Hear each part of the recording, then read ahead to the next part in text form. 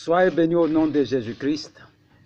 Que la paix de Dieu soit sur vous et que la gloire de Dieu rayonne dans la vie de tout un chacun. Je bénis le nom de ce grand Dieu-là qui a permis que ce matin nous soyons encore ensemble.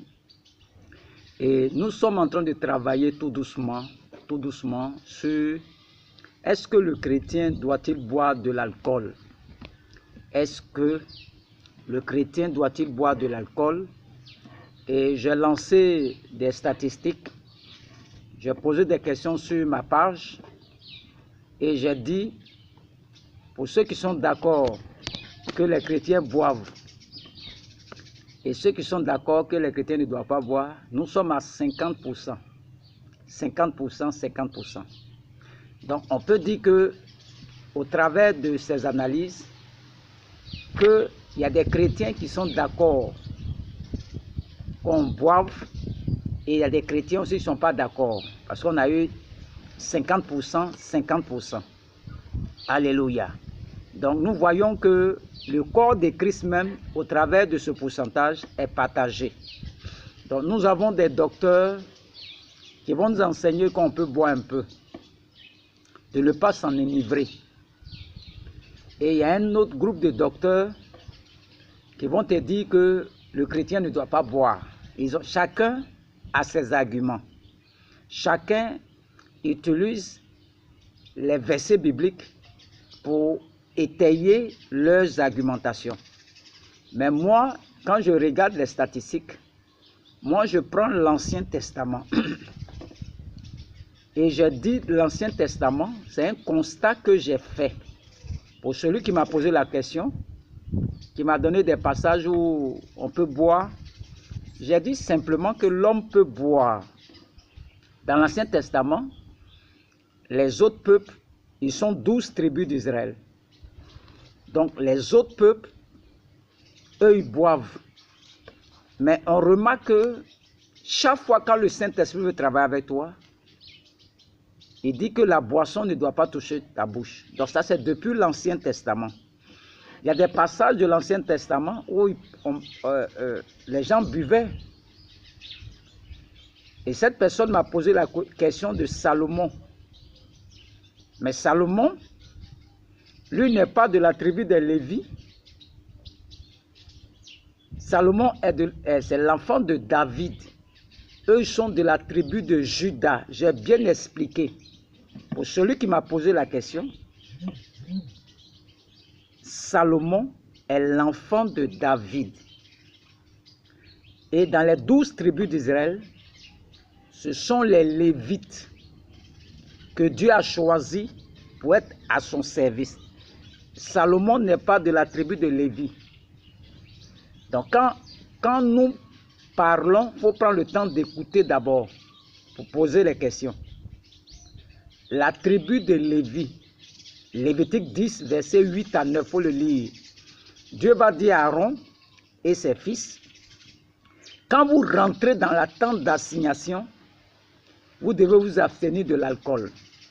C'est-à-dire Aaron et ses fils, lorsqu'ils sont dans le service de Dieu, n'ont pas le droit de toucher de l'alcool. Ce sont des Lévites.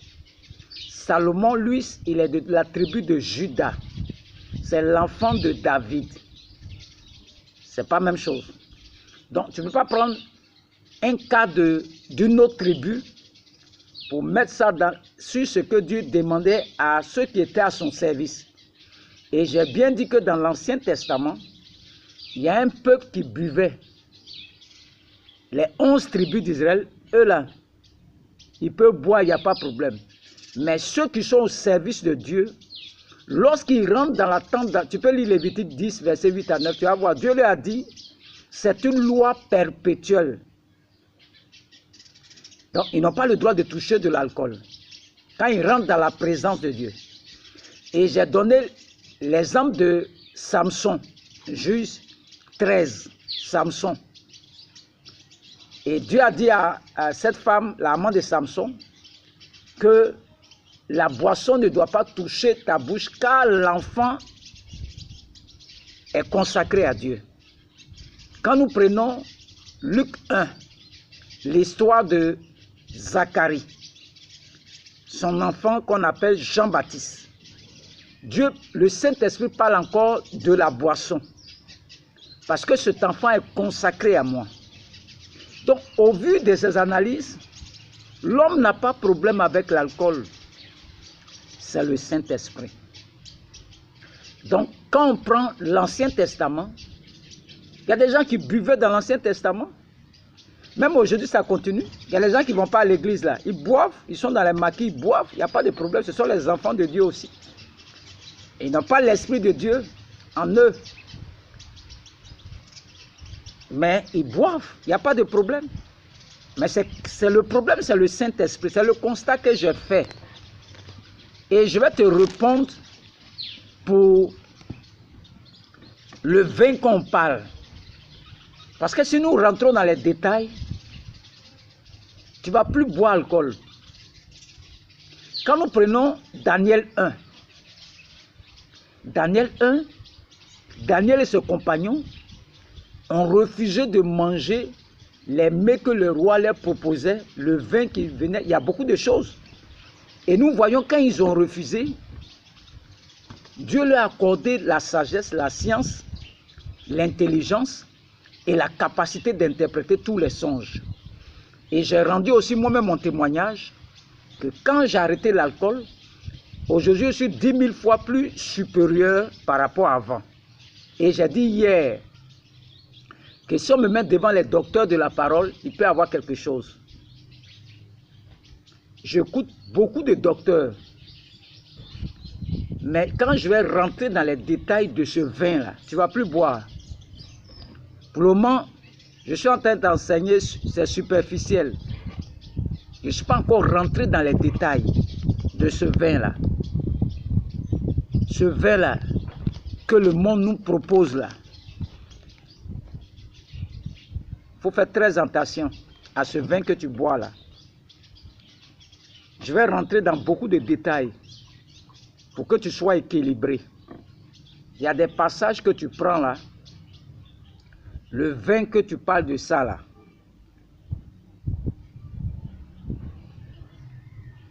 Le vin que le monde nous donne là. Qui est derrière ce vin, tu ne sais pas. Mais on va arriver là-bas. Je vais faire un effort pour t'enseigner sur ce vin-là. Qui fabrique ce vin-là? Et tu vas voir pourquoi le Saint-Esprit ne veut pas qu'on touche à ce vin-là. Mais pour le moment, il y a des passages qui disent qu'on doit boire. Il ne faut pas s'en enivrer. On va voir ces passages. Je vais essayer de rentrer encore dans les... Si Dieu me donne la force, je vais rentrer encore dans les détails pour vous expliquer encore. Mais pour le moment, le Nouveau Testament, nous sommes tous des sacrificateurs. L'Ancien Testament, ce sont les Lévites seulement. Mais dans le Nouveau Testament, Apocalypse 1, verset 6, il a fait de nous un royaume de sacrificateurs. L'Ancien Testament, le Saint-Esprit n'est pas en eux. Le Saint-Esprit venait sur eux et puis après il s'en va. Dans le Nouveau Testament, le Saint-Esprit habite en nous. Habite en nous. Donc c'est différent. Donc s'il habite en nous, il faut faire très attention. Il faut faire très attention parce que je vais répondre à toutes ces questions que vous vous posez. Vous ne même pas t'inquiéter. Nous allons rentrer dans les détails de ce vin-là, que le monde fabrique pour vous donner et puis vous buvez là. Qu'est-ce qui est dans ce vin-là? Qu'est-ce qui est dans ce vin-là que le monde nous propose là? Le vin que le monde nous donne là, ce vin-là. Qu'est-ce qui est dedans? Je vais t'enseigner toutes ces choses. Donc ne sois pas pressé.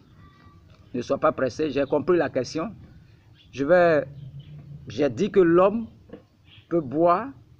Il n'y a pas de problème. Mais c'est le problème, c'est le Saint-Esprit dans l'Ancien Testament. C'est de ça que je parle. C'est le constat que j'ai fait. Donc après, on va rentrer dans ce vin. Pourquoi le Saint-Esprit ne veut pas que nous buvons de l'alcool? On va aller là-bas. Et aujourd'hui, nous allons voir le deuxième passage biblique qui nous parle de vin. Jean 2, versets 1 à 12. Jean 2, versets 1 à 12. Je vais lire le verset 10 seulement. Et lui dit, tout homme sait d'abord le bon vin, puis le moins bon, après qu'on s'est enivré. Toi, tu as gardé le bon vin jusqu'à présent. Ça, c'est l'ordinateur. Lorsque Jésus-Christ a multiplié, changé l'eau en du vin, lorsqu'il a bu le vin, il dit, et il lui dit, tout homme sait d'abord le bon vin, puis le moins bon, après qu'on s'est enivré. Toi, tu as gardé le bon vin jusqu'à présent. Le deuxième passage biblique, mal interprété en ce qui concerne l'eau transformée en vin au mariage de Cana par Dieu, notre Papa Jésus-Christ, quand il était encore sur la terre des hommes, Jean 2, verset 1 à 12, pour le lire après. Avant de comprendre le sens de ce premier des miracles que fit Jésus à Cana en Galilée, nous allons partir d'une parabole. Voici la parabole intitulée « La déviation d'un enfant sans sagesse divine ».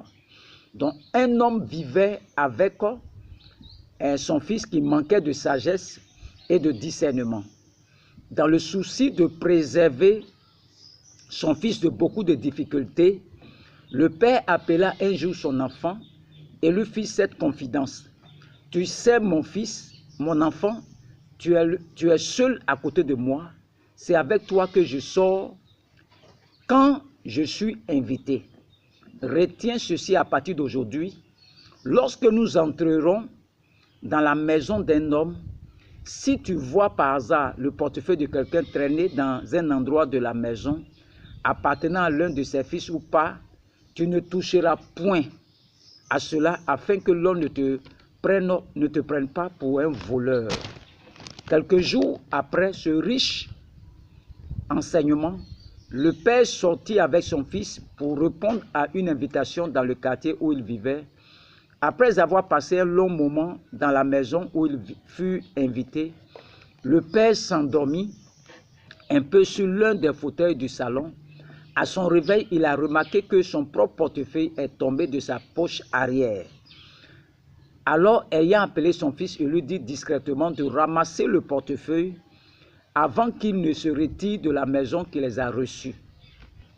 Une fois sorti du lieu, le fils qui manque de sagesse et de discernement alla voir un ami à lui et il dit à ce dernier, « Voici, mon père m'a appris à ne pas prendre le portefeuille d'une tierce personne afin que l'on ne me prenne pas pour un voleur. Mais aujourd'hui, mon père lui-même m'a poussé à voler le portefeuille de quelqu'un chez qui nous avons séjourné durant cette journée. Alors je crois que maintenant mon père me donne l'autorisation de voler les portefeuilles des gens. » L'ami à ce fils lui dit à son tour, « Va demander encore à ton père de te dire clairement l'origine de ce portefeuille avant que tu ne tires ta conclusion de voler à ton tour maintenant les portefeuilles des gens. » Vous voyez? Car je sais que ton père ne va pas vouloir se contredire aussi facilement dans ses propos devant toi, surtout qu'il veut ton bien. L'enfant qui manque de sagesse vint voir donc son père pour lui demander exactement l'origine du portefeuille qu'il avait ramassé dans cette maison. Il dit ceci à son père, « Père, le portefeuille chez le voisin que tu m'as demandé de voler discrètement, dois-je le ramener à son propriétaire ou non? » Le père, à son tour, répondit à son enfant qui manque de sagesse et de discernement en disant ceci. « Oh, mon fils, pourquoi manques-tu de sagesse et de discernement dans tes paroles? Il y a si longtemps que nous sommes ensemble et cependant tu n'as pas encore connu mes pensées. Pourquoi penses-tu que je t'encouragerai à voler et donc à pécher après que je t'ai enseigné à marcher dans les voies justes? Le portefeuille que tu tiens en main m'appartient. Il est tombé de ma poche arrière tandis que je dormais sur le fauteuil du voisin. C'est pour ne pas attirer l'attention des uns et des autres que je t'ai demandé discrètement de le ramasser et de le garder sur toi, mon fils. Retiens ceci encore, mon fils. Je ne me contredis jamais dans mes paroles et je ne t'enseignerai jamais à faire le contraire de ce qui est bien. Ce fils qui manque de sagesse et de discernement dans l'interprétation et la mise en pratique des paroles de son père est l'image aujourd'hui de plusieurs chrétiens à l'égard de la parole de Jésus-Christ. Oh, combien de chrétiens de nos jours sont-ils comme ce fils dont la sagesse et le discernement lui font défaut? Combien de chrétiens pensent-ils que Dieu, notre Papa Jésus-Christ, se contredit dans sa parole? En réalité, nous aurions voulu voir des païens, des non-croyants tenir ces genres de propos à l'encontre de la Bible, la parole de Jésus. Et ce sera à nous, les chrétiens, de répondre à tous ces détracteurs de la Bible que notre Papa Jésus-Christ, le Dieu véritable, le sage des sages, ne se contredit point et qui n'encouragera jamais l'homme à faire ce que lui, Dieu, a condamné depuis les temps anciens. Malheureusement, aveuglés par le péché et par les désirs charnels, les plaisirs du corps et de ce monde, les chrétiens sont les premiers aujourd'hui à fouiller et à feuilleter la Bible afin de trouver des contradictions, sinon plus des versets officiellement officieux pour boire.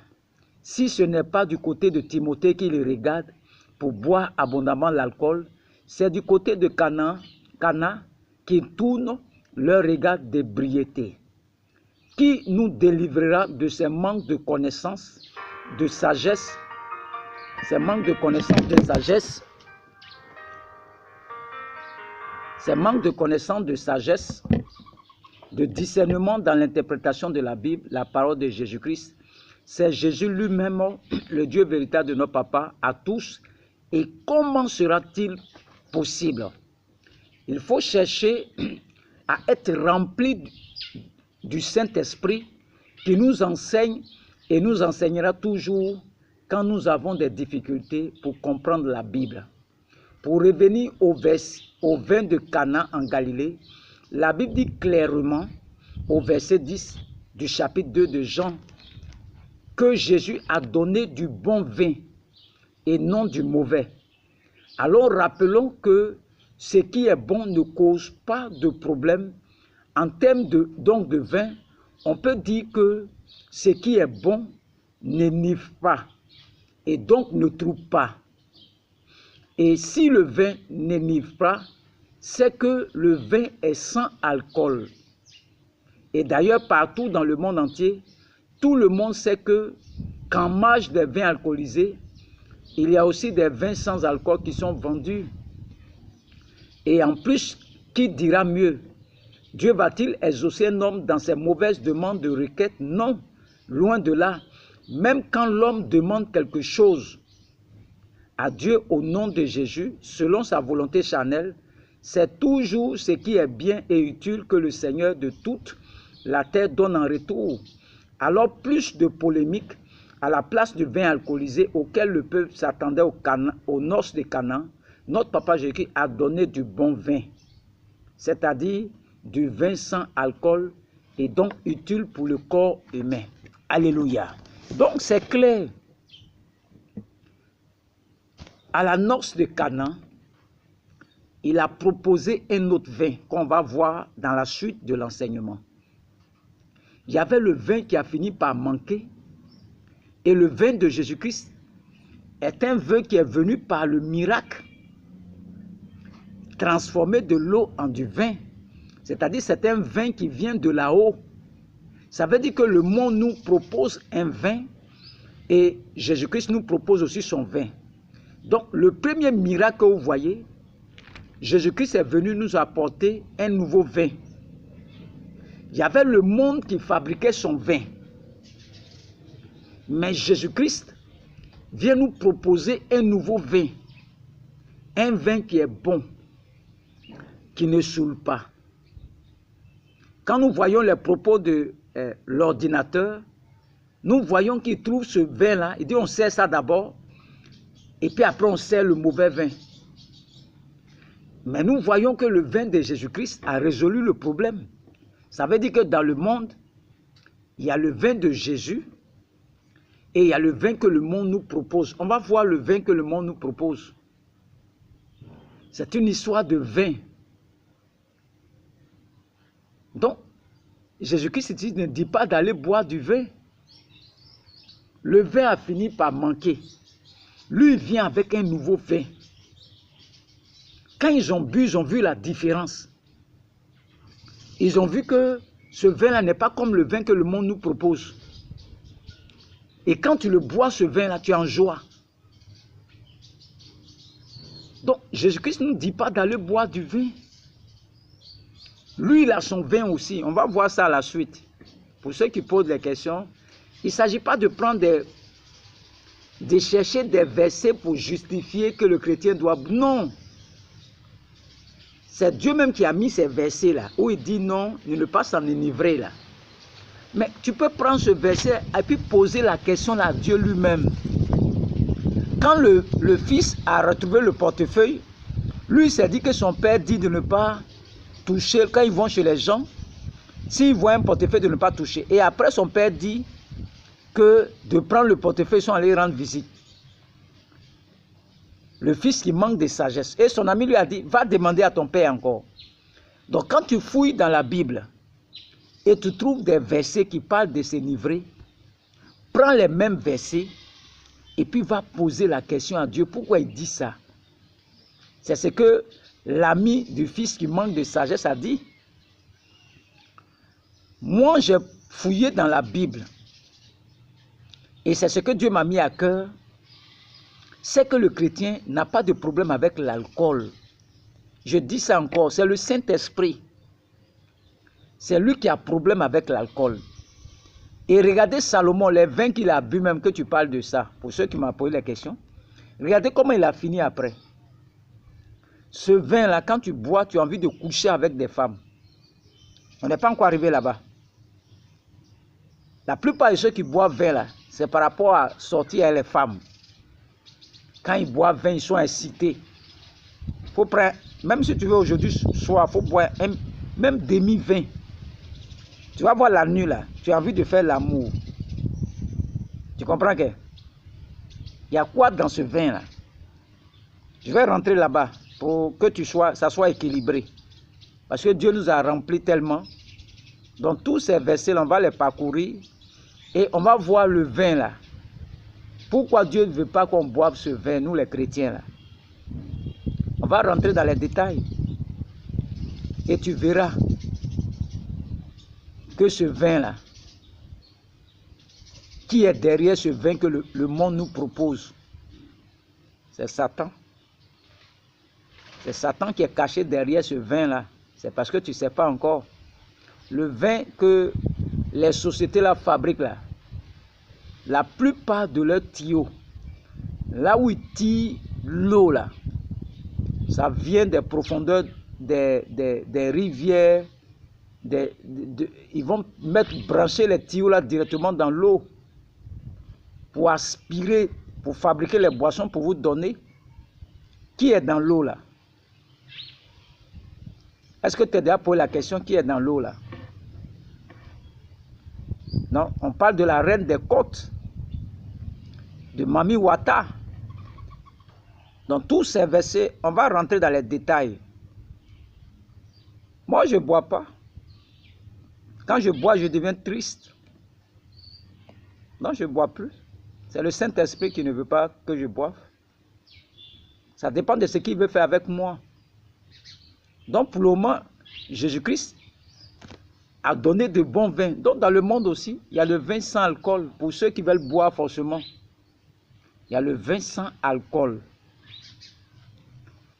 Si tu vois que tu es c'est trop compliqué, tu prends le vin sans alcool. Mais pourquoi ils ne veulent pas boire vin sans alcool là? Ces gens-là, ils veulent forcément ce qui a alcool dedans. Dieu a répondu à vos questions. Il a fait vin sans alcool pour vous donner maintenant. Mais malgré ça, là, eux, ils ne veulent pas. Ils veulent ce qui a alcool dedans. Même les chrétiens même. Ils ne veulent pas ce qu'il n'y a pas d'alcool. Ils disent que c'est comme du sucre. Si tu veux boire vin, Dieu te donne lui son vin, c'est doux. Il n'y a pas d'alcool dedans. Tu dis non, que ça là, tu ne veux pas. Tu veux ce qu'il y a alcool forcément dedans. Qu'est-ce que tu cherches dans l'alcool là? Non, on peut prendre un peu seulement, un petit verre seulement et puis dormir. Il y a quelque chose d'autre que la personne cherche. Sinon, il y a vin sans alcool. Tu peux prendre le vin sans alcool. Tu n'es pas obligé de boire le vin avec alcool forcément. Mais si tu veux boire avec ce qui est alcool là, c'est que toi-même là, il y a quelque chose que tu cherches. Tu cherches quelque chose d'autre. Ce n'est pas le vin là, c'est l'alcool là que tu cherches. Non, je vais prendre un petit verre pour boire. Et le vin, pourquoi tu ne prends pas le vin sans alcool là? Parce que tu sais que ton cœur là, c'est l'alcool là, il cherche. Et ça, on appelle les désirs de la chair. Il y a vin sans alcool, il faut prendre aussi. Pourquoi tu ne veux pas le vin sans alcool? Et tu veux forcément ce qu'il y a alcool dedans. C'est parce qu'on appelle ça les désirs de la chair. Prends le verset qui parle d'alcool là, et puis il faut aller prier avec.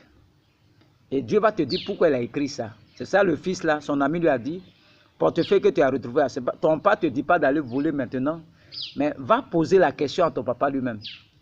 Pourquoi tu as dit de ramasser le portefeuille qui est dans la maison là? Et son père lui dit non, le portefeuille là c'est mon portefeuille, je dormais, c'est tombé, voilà pourquoi tu as dit de mettre la main dessus. Donc les versets bibliques là, il ne faut pas chercher dans la Bible un verset et puis dire, ça là, Dieu a dit de boire. Prends le même verset et puis va le voir. Et il faut prier, tu vas voir qui va te répondre.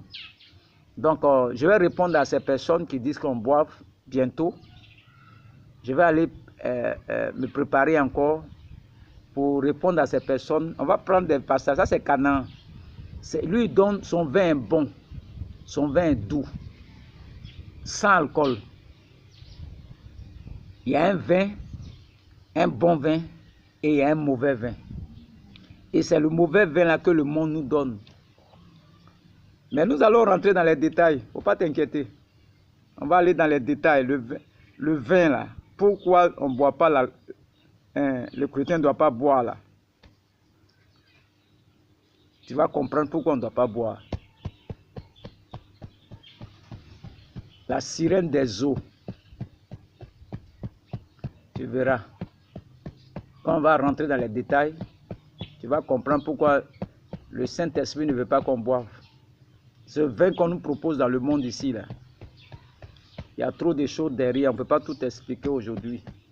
Mais on va donner ce que Dieu va mettre dans mon cœur, je vais t'enseigner sur ce vin-là, que le monde nous donne, là, pour que tu saches que ce vin-là, il y a quelque chose dedans. L'alcool qui est dedans, là, ce qui est dedans, là, on va bien t'expliquer. Toi, tu appelles ça alcool. Il y a quelque chose dedans. On va rentrer dans les détails bientôt. Je vais t'enseigner sur ce vin-là, pour que tu puisses comprendre. Que Dieu te bénisse. C'est un enseignement, c'est une série d'enseignements, donc nous allons doucement. Donc il ne faut pas te presser. On va aller dans les détails. Ça, c'est le deuxième passage où il a transformé l'eau en du vin. Mais ils ont dit, que tu peux lire après, on dit le vin de Jésus, à lui, il est doux.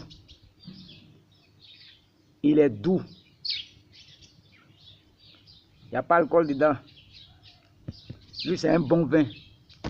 Si tu sais que tu veux boire du vin, il y a vin sans alcool, va payer, tu bois.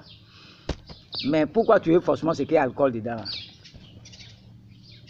Parce que c'est ça qu'on appelle les désirs, les penchants de cœur. Tu veux toujours boire l'alcool.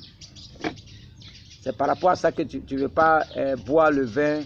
Tu veux boire vin qu'il y a forcément. Non, moi je prends, c'est à la maison seulement. Nous on prend tout juste un petit verre, moi et ma femme, et puis on s'est endormi. Mais le petit verre tu prends là, il y a de l'alcool dedans. L'alcool qui est dedans là. Je vais bien t'expliquer ça prochainement. Que Dieu vous bénisse. Au nom de Jésus-Christ. Amen.